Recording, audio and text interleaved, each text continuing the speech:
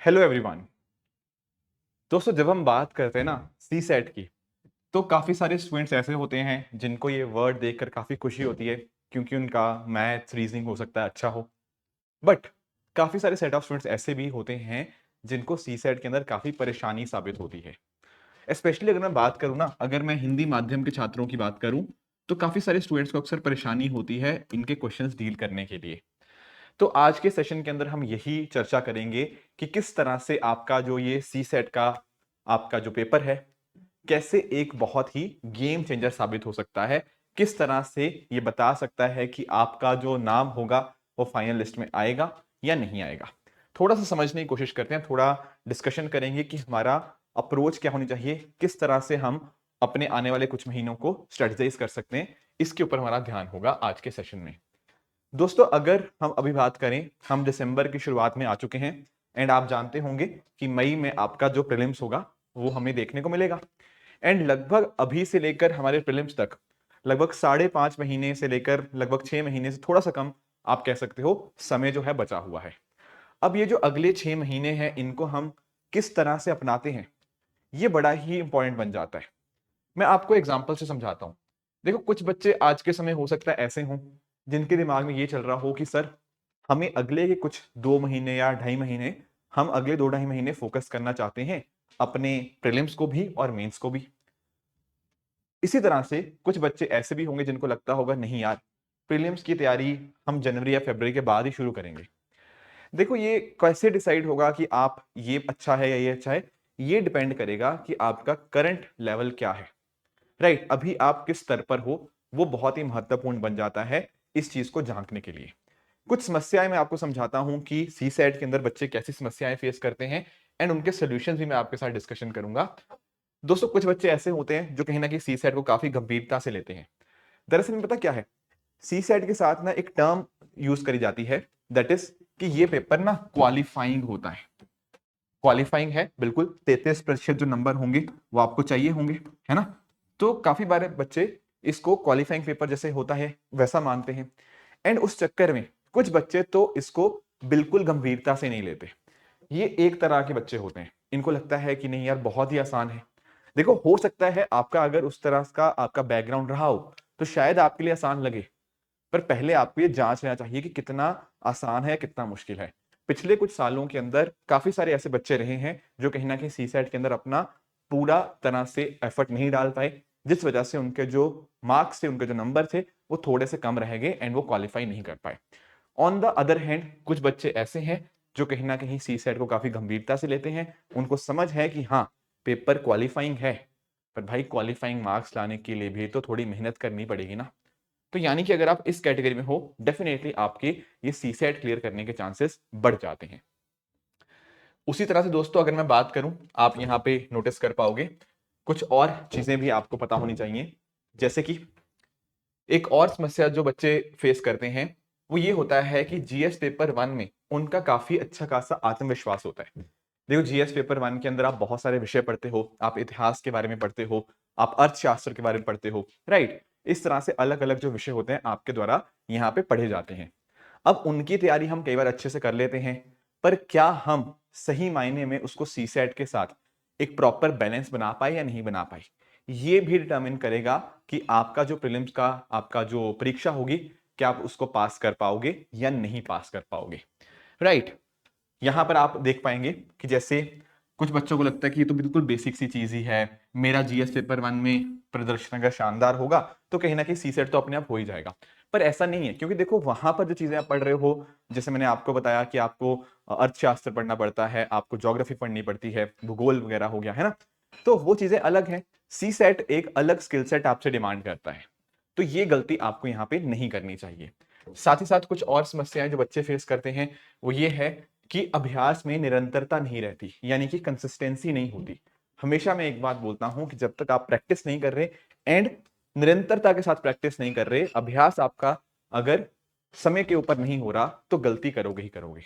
अगर आप एक ऐसे बच्चे हो जो सोचता है कि बस हम पढ़ लेते हैं और ये एग्जाम निकल जाएगा, ऐसा नहीं है।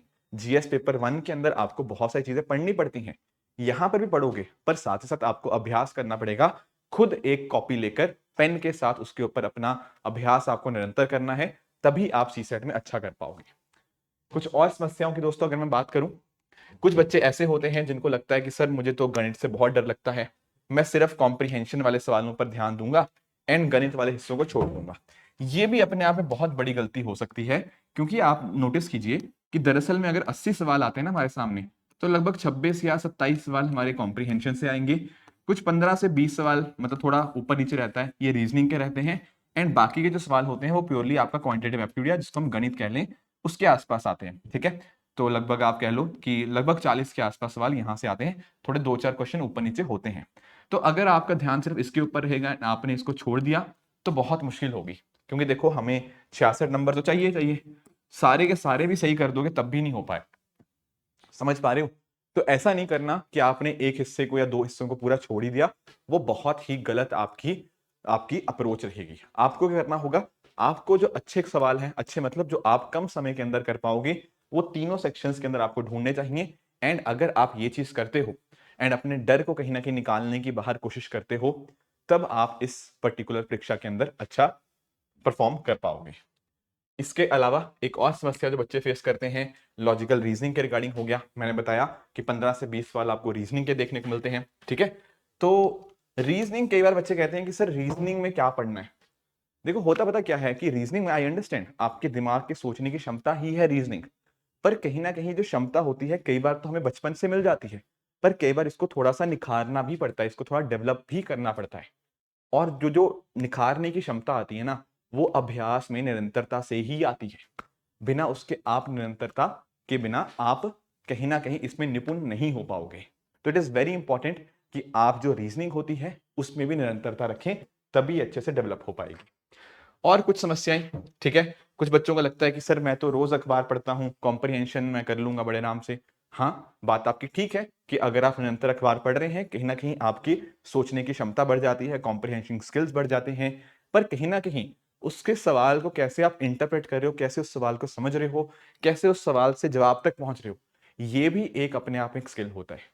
तो अच्छी बात है, अखबार पढ़िए, बट साथ ही साथ कहीं ना कहीं ये जो स्किल होता है, कैसे क्वेश्चन से आंसर तक पहुंचना है, ये जानना भी इंपॉर्टेंट है। एंड जो बच्चे इस चीज को कर लेते हैं, क्वेश्चंस को हल करने की कोशिश करते हैं, उनका फोकस अच्छा होता है, वो अच्छे से इस चीज को क्लियर कर पाते हैं।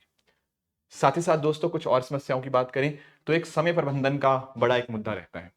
अक्सर जब मैं विद्यार्थियों से चर्चा करता हूं, तो एक समस्या वो जो मुझे बताते हैं वो ये होता है कि सर मेरे सामने कुल 80 सवाल आए थे, पर कहीं ना कहीं मैं आखिरी के 15-20 सवाल देख ही नहीं पाया। पता है क्यों? क्योंकि समय प्रबंधन उनका अच्छा नहीं था, उनका टाइम मैनेजमेंट अच्छा नहीं था। कौन सा सवाल चुनना है, कौन सा करना है, कौन सा छोड़ना है, कई बार इन चीजों के अंदर या इन मुद्दों के अंदर हम उतना अच्छा 2 घंटे के अंदर हमारा परफॉर्मेंस नहीं हो पाता। तो बहुत ही जरूरी होता है कि हम समय प्रबंधन को सही ढंग से इस्तेमाल करें, ताकि ये हो पाए कि हमने सही सवालों को चुना। सवालों का अगर हम मार्क्स देखें तो आप जानते हो हर सवाल 2.5 नंबर का ही है, चाहे वो एक आसान सवाल है, चाहे वो एक मुश्किल सवाल है तो 2.5 नंबर का ही है ना। तो हमें कोशिश यही करनी चाहिए कि मुश्किल सवालों से हम दूर रहें, क्योंकि ऐसा होगा वो मुश्किल सवाल शायद आपके 4-5 मिनट खा जाएगा, वो वेस्ट कर देगा आपके 4-5 मिनट। तो वहीं पर इंपॉर्टेंट रोल आता है आपके समय प्रबंधन का। तो जो बच्चे यहाँ पर समय प्रबंधन नहीं कर पाते हैं, कहीं ना कहीं उनको काफी दिक्कत आती ही आती है। ये कैसे ठीक होगी? ये आपके मॉक टेस्ट देने से होगी। बाकी देखो एक जो मुद्दा आता है वो परीक्षा के दिन का तनाव भी होता है। देखो आपने अभ्यास कर लिया, प्रैक्टिस आप कर चुके हो, अब समय आता है परीक्षा के अंदर जाके परफॉर्मेंस देने का। जो आपने अभी तक अभ्यास किया था उसको आपको दिखाने का एक मौका मिलता है, राइट।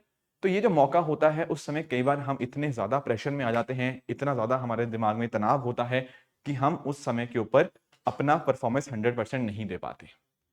तो अपने दिमाग को कैसे शांत रखें ताकि समय प्रबंधन अच्छा हो, सही सवालों को हम चुनें एंड उनको जल्दी से जल्दी जवाब दे पाएं, ये बड़ा जरूरी है। यहां पर मदद किसकी आती है? आपके जो मॉक टेस्ट होते हैं, उन्हीं से आपको यहाँ पे काफी ज्यादा मदद मिलेगी। इसके अलावा दोस्तों ट्रेंड्स बदल रहा है। पिछले कुछ सालों के अंदर जो सीसेट का पेपर है वो थोड़ा बदल गया है, उसका जो कठिनाई का स्तर है वो थोड़ा सा इंक्रीज हुआ है, ठीक है। और जो बच्चे ऐसे लगता है कि सीसेट का पैटर्न बदलता नहीं है, कहीं ना कहीं उनको काफी ज्यादा दिक्कत आती है। तो होता पता क्या है, ऐसा समझो जो बच्चा कहीं ना कहीं स्टूडेंट ए था, जिसको सारी चीजों का ज्ञान था, जिसको पता था कि समय कैसे बदल रहा है, आपका कठिनाई का स्तर कैसे बढ़ रहा है, जिस बच्चे ने समय का समय प्रबंधन का सही ढंग से इस्तेमाल भी किया, जिस बच्चे का निरंतरता रही अभ्यास के अंदर, कहीं ना कहीं वो फिर नोटिस क्या करेगा, वो नोटिस करेगा कि परीक्षा के अंदर उसका जो परिणाम होगा वो बहुत अच्छा आएगा। ऑन द अदर हैंड जो बच्चे कहीं ना कहीं इस चीज को नहीं कर पाते, उनको परीक्षा के बाद फिर पछतावा होता है कि यार मैंने तो सी सेट को बहुत ही लाइटली ले लिया। 33% नंबर थे, बिल्कुल क्वालिफाइंग था, पर मैं वहां तक भी नहीं पहुंच पाया। ये गलती आपको नहीं करनी, ठीक है। हमें परिणाम लाना है, ना कि पछतावा।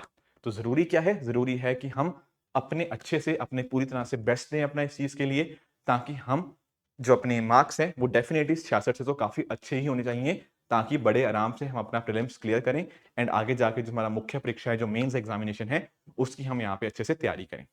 एंड इसी पर्टिकुलर चीज के अंदर हमारी जो टीम है वो आपको मदद करेगी। कैसे मदद करेगी दोस्तों, यहाँ पर आपके जितने भी रिक्वायरमेंट्स हैं, चाहे उसमें मैं बात कर लूँ, मैं गणित की बात कर लूँ, चाहे मैं बात कर लूँ रीजनिंग की, चाहे बात कर ले हम रीडिंग कॉम्प्रिहेंशन की, ये सारे के सारे पोर्शन आपको यहाँ पे पढ़ाए जाएंगे। यानी कि प्रॉपर वीडियो लेक्चर्स होंगे इस चीज के लिए, जहां पर हर पर्टिकुलर चीज को आपको लाइव पढ़ाया जाएगा। एंड मान लीजिए आपने कभी अपनी जो क्लास थी उसको मिस कर दिया, तो आपको उसकी रिकॉर्डिंग भी मिल जाएगी। इसके साथ ही साथ आपने कॉन्सेप्ट तो पढ़ लिया, क्लासेस में आपको समझा तो दिया गया, आपको सवाल भी, जो आपके अध्यापक हैं उन्होंने क्लासेस में आपको सवाल भी कुछ प्रैक्टिस करवा दिए। पर मैंने जो कहा था ना, आपको अभ्यास के अंदर निरंतरता लिखनी है, और वो कैसे हो पाएगा, वो इसी तरह से हो पाएगा कि हर कक्षा के बाद, हर क्लास के बाद आपको डेली प्रैक्टिस क्वेश्चंस दिए जाएंगे। लगभग 10 क्वेश्चंस हुआ करेंगे। मान लीजिए आपने कोई आज कोई विषय पढ़ा, ठीक है, अंक गणित मान लीजिए पढ़ा, तो उसके रिगार्डिंग कुछ प्रैक्टिस क्वेश्चंस आपको प्रोवाइड किए जाएंगे, जिनको आप खुद अपने एंड पे बनाएंगे। उससे कहीं ना कहीं आपको पता लगेगा जो मैंने क्लास में पढ़ा था, जो कक्षा में पढ़ा था, कितना समझ आया है, क्या मैं वाकई में उसको अप्लाई कर पा रहा हूं या नहीं कर पा रहा हूं। दोस्तों इसके अलावा हमारी टीम जो होगी वो आप लोगों के साथ हर हफ्ते आपको वीकली टेस्ट प्रोवाइड करेगी। इसके अलावा सेक्शनल टेस्ट होंगे, एंड अंतिम में आपको FLT जिनको हम बोलते हैं, फुल लेंथ टेस्ट, वो भी मिलेंगे। मैंने आपको बताया था ना, समय प्रबंधन बहुत इंपॉर्टेंट है। वो कैसे पता लगेगा, मॉक टेस्ट के माध्यम से। 2 घंटे के अंदर जब आप 80 क्वेश्चन लगाओगे, तब आपको रियल में फील आएगी कि यार जब मैं अपनी परीक्षा देने जाऊंगा तो क्या मैं पूरी तरह से उसके लिए रेडी हूं या नहीं हूं, कहां पर ऐसी चीजें हैं जिनमें मैं अच्छा हूं, कौन सी ऐसी चीजें हैं जिनको मुझे और बेहतर करने की जरूरत है, वो सारी चीजें आपको यहाँ पे पता लगेंगी। इसके साथ ही साथ दोस्तों हमारी जो टीम है, उन्होंने यहाँ पर स्टडी मटेरियल आपके लिए बनाया है, ठीक है, आपके गणित के लिए भी, आपकी जो रीजनिंग है उसके लिए भी, और साथ ही साथ आपका जो रीडिंग कॉम्प्रिहेंशन है उसके लिए भी। तो वो सारा का सारा कंटेंट भी आपको यहाँ पे मिल जाएगा। दोस्तों ध्यान में रखिएगा, ये जो आपका जो बैच है ये शुरू हो रहा है 5 दिसंबर से, और इसका जो क्लास का समय रहेगा वो शाम के 7 बजे रहेगा, ठीक है। तो नीचे इस पर्टिकुलर वीडियो के डिस्क्रिप्शन में मैं इस कोर्स का लिंक भी आप लोगों के लिए लगा दूंगा। डेफिनेटली आप उस कोर्स को ज्वाइन कर सकते हैं, एंड आपकी जो सी सेट की समस्या है ना, उसके लिए आपके बहुत बढ़िया, आपके लिए ये सोल्यूशन होगा। ध्यान ये रखना है कि क्लासेस अच्छे से करिएगा, कंसेप्ट अच्छे से समझिएगा, उनकी अच्छे से प्रैक्टिस, उनकी अभ्यास साथ साथ करते रहिएगा।